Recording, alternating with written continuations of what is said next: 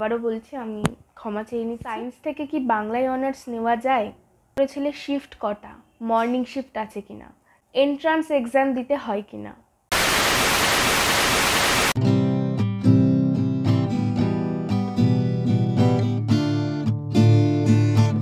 High, কেমন আছো তোমরা সবাই? এর আগে আমি লেডি ব্রেবন কলেজ নিয়ে দুটো ভিডিও আপলোড করেছিলাম। তো প্রথম ভিডিওটাতে তোমাদেরই করা বিভিন্ন কোয়েশ্চেনের আমি অ্যান্সার দিয়েছিলাম, আর সেকেন্ড ভিডিওটাতে হোস্টেল নিয়ে বিভিন্ন কোয়েশ্চেনের অ্যান্সার দিয়েছি। তো আমি হোস্টেল নিয়ে যে ভিডিও করেছি, প্রথম যে ভিডিওটাতে, সেই ভিডিওতে একজন কমেন্ট করেছিল, সে লেডি ব্রেবন কলেজেই পড়ে, আমি তাকে দিদি বলেই বলছি। তো সে সেখানে লিখেছিল যে মেজর সাবজেক্টটা সেগুলো ইংলিশেই পড়তে হয়, আর পরের যে বলেছিল পরের যে কথাটা সেটা হচ্ছে হোস্টেলে নাকি ওয়েডনেসডে আউটিং থাকে না, থার্সডে আউটিং থাকে। আর একটা যেটা বলেছিল সেটা হচ্ছে হোস্টেলে থাকার খরচ 2100 টাকা, 4000 টাকা নয়।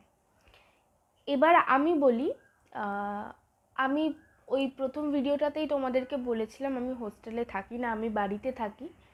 তো হোস্টেলে যে সমস্ত কোয়েশ্চেনের আমি অ্যান্সার দিয়েছি সেগুলো পুরোটাই আমার হোস্টেলে থাকা বন্ধুদের থেকে শুনে নিয়ে তোমাদেরকে আমি বলেছি।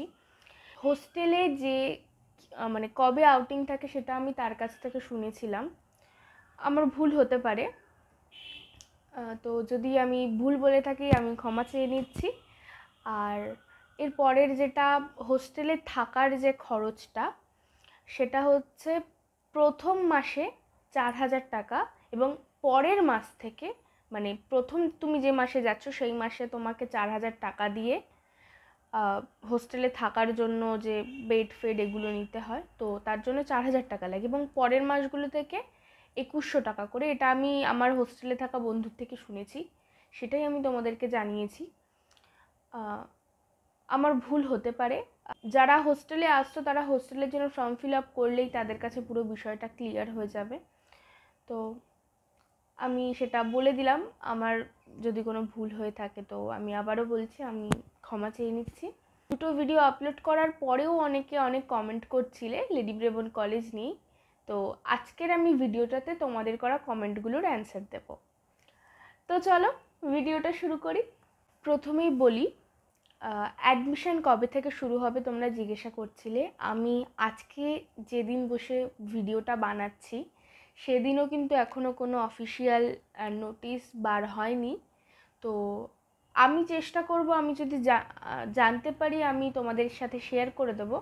আর তাছাড়া তোমরা একটা কাজ করবে, প্রত্যেক দিন ক্যালকাটা ইউনিভার্সিটির অফিসিয়াল ওয়েবসাইট আর লেডি ব্রেবন কলেজের অফিসিয়াল ওয়েবসাইটে গিয়ে তোমরা একবার করে চেক করবে, তো তোমরাও জানতে পারবে। আর আমি চেষ্টা করব, আমি জেনে গেলে আমি তোমাদেরকে কমিউনিটিতে বা যে কোনোভাবে একটা আপডেট দিয়ে দেবো।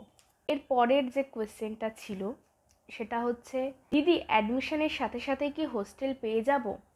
একদমই না, কারণ অ্যাডমিশনটা হয় তোমাদের লিস্টে নাম আসার পরে তোমরা অ্যাডমিশনটা নাও, কিন্তু অ্যাডমিশনের প্রসেসটা চলে একটা ডেট পর্যন্ত। তারপর তোমাদেরকে ডকুমেন্ট ভেরিফিকেশনের জন্য ডাকবে। এরপর কিন্তু হোস্টেলের জন্যও একটা মেরিট লিস্ট বেরোয়, যেমন তোমরা ভর্তির জন্য একটা মেরিট লিস্ট দেখেছো, মানে দেখবে আর কি বেরোতে। তো সেই মেরিট লিস্টে নাম আসার পরই তোমরা যেতে পারবে। আর এই হোস্টেলের মেরিট লিস্ট বলাটাও ঠিক নয়, মানে হোস্টেলের যে লিস্টটা বেরোয় সেটা বেসিক্যালি ডিপেন্ড করে তোমার নাম্বারের উপর আর তোমার বাড়ি কতটা দূরে সেটার উপর। তো সেটা বেরোবে, তারপর তোমরা আর কি হোস্টেলে থাকতে পারবে। ওটা খুব একটা বেশি দিন লাগে না, তাড়াতাড়ি বেরিয়ে যায়। আর ম্যামরাও চেষ্টা করেন যারা দূরের থেকে আসে তাদেরকে আগে থাকার ব্যবস্থা করে দিতে। নেক্সট যে কোশ্চেনটা সেটা হচ্ছে, হোস্টেলটা কি খুব স্ট্রিক্ট? একটা হোস্টেলকে ভালোভাবে চালাতে গেলে যে যে নিয়মগুলোর দরকার সেই প্রত্যেকটা নিয়মই লেডি ব্রেবন কলেজের হোস্টেলে আছে। তো তোমাদের যদি সেই নিয়মগুলোকে মনে হয় খুব স্ট্রিক্ট, তাহলে হ্যাঁ, লেডি ব্রেবন কলেজের হোস্টেল স্ট্রিক্ট। এর পরের কোয়েশ্চেন, দিদি হোস্টেলে সিঙ্গেল রুম আছে? হোস্টেলে সিঙ্গেল রুম হয়তো 1-2 জন পেতে পারে, কিন্তু প্রথম ইয়ারে যারা যাচ্ছ তারা গিয়ে ফার্স্ট ইয়ারে একটা রুমে 7 জন বা 9 জন করে থাকে, সেকেন্ড ইয়ারে একটা রুমে 2 জন না 3 জন করে দেয়, এবং থার্ড ইয়ারে গিয়ে বোধহয় 1জনও অনেক সময় থাকে বা একসাথে 2জনও থাকে। একজন লিখেছিলে, সায়েন্স থেকে কি বাংলায় অনার্স নেওয়া যায়? যায়, কারণ আমার ডিপার্টমেন্টেই 2জন আছেন যারা পিওর সায়েন্স থেকে কিন্তু বাংলায় অনার্স নিয়ে পড়ছে। মাইনর বিষয়ে কোনো অসুবিধা হবে কি? অসুবিধা হবে না, কারণ তোমাদের যখন তোমরা বাংলায় অনার্সের জন্য সিলেক্ট করবে তখন অপশান চলে আসবে আর্টসের সাবজেক্টগুলো, তখন কিন্তু মানে মাইনরের ক্ষেত্রে কিন্তু কোনো সায়েন্সের সাবজেক্ট আসবে না, কিন্তু তোমরা আইডিসির ক্ষেত্রে সায়েন্সের সাবজেক্টের অপশান পাবে। কমেন্ট করেছিলে শিফট কটা, মর্নিং শিফট আছে কিনা?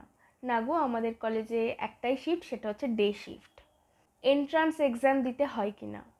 না, এন্ট্রান্স এক্সাম দিতে হয় না আমাদের কলেজে। মেরিট লিস্ট বেরোয়, মানে এইচএসের রেজাল্টের উপরে বেস করে মেরিট লিস্ট বার হয়, সেটা থেকেই অ্যাডমিশনটা হয়।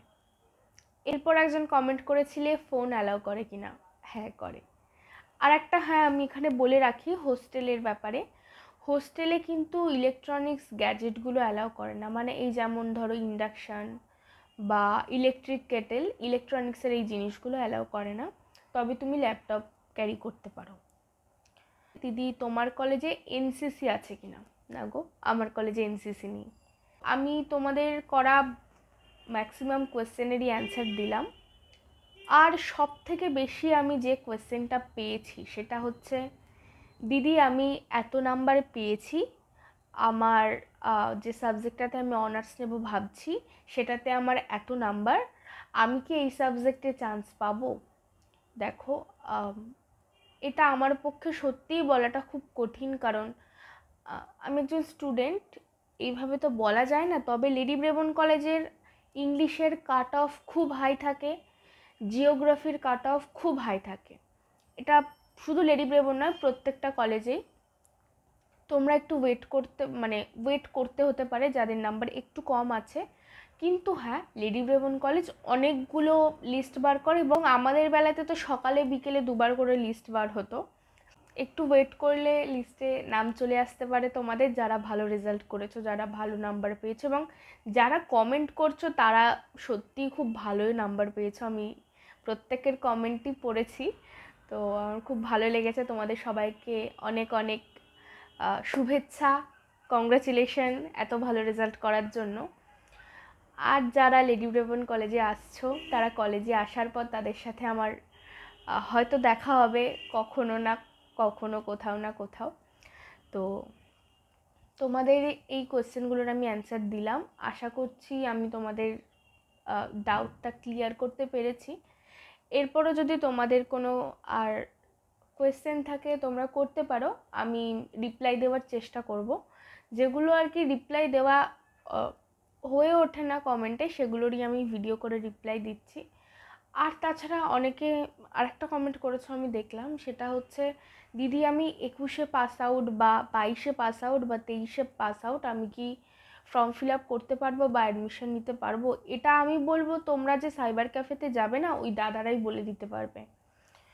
আর আমি যতদূর জানি নেওয়া যায়, তাও আমি বলবো তোমরা সাইবার ক্যাফের যে দাদারা রয়েছে তাদের কাছে গেলেই তারা বলে দেবে। তো আজকের ভিডিওটা এটুকুই। তোমাদের যদি ভালো লাগে তাহলে একটা লাইক করে দিও, আর যদি কোনো কোয়েশ্চেন থাকে কমেন্ট করো, আমি রিপ্লাই দেবো। ওকে, বাই।